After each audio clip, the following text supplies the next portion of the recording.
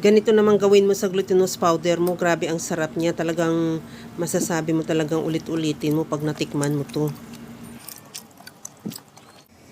Maglagay muna ako ng gata sa kawali at gagawa tayo ng latik. Pagkatapos niyan, kagaya ng luto na, tanggalin muna natin yan sa kawali at i-set aside.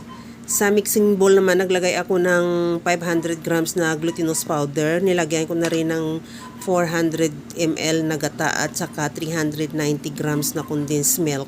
Ihalo lang hanggang sa makuha lang natin ang magandang consistency ng butter. Pagkatapos yan, salain natin, gamitan natin ng strainer para masigurado natin na walang natirang buo-buo sa ating mixture.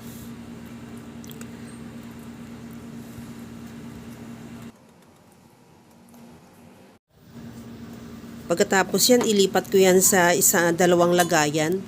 Bali, sukatin natin para magpantay ang dami niya. Bali, tag 3½ cup na ang nailagay ko dyan every isang lagayan. At ang isang part, lagyan natin ng OB flavor or OB coloring, food coloring. At ihalo, ang isa naman, lagyan natin ng vanilla. At ihalo lang din. At pagkatapos niya, nagpainit na rin ako ng tubig sa steamer.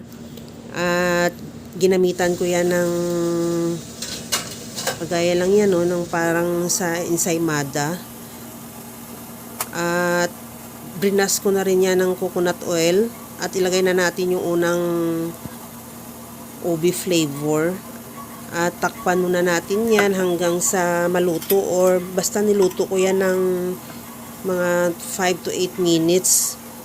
Malaman mo naman pagluto pagka halimbawa gamitan mo ng toothpick, hindi na siya, wala nang dumidikit. At takpan mo muna. Ganun lang, antayin lang natin maluto. At pagkaluto, ilagay na rin natin yung vanilla flavor. Gayan lang yan, ganun din process. Antayin lang din natin na maluto. Ganyan lang. Pagkatapos yan, toothpick test ko na rin.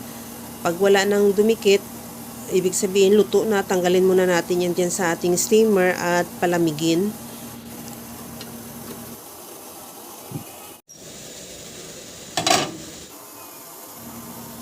Gaya nito, wala nang dumikit sa ating toothpick. Luto na yan.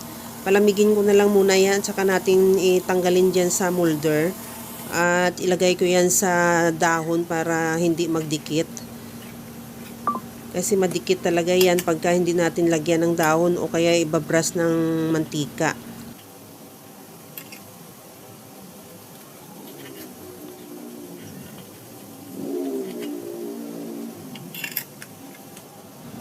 Ito na lahat yung nagawa nating sapin-sapin. Bali, 2 kulay lang din naman ang ginawa ko. Pwede yan gawin mong 3 kulay, pero depende naman sa'yo yan.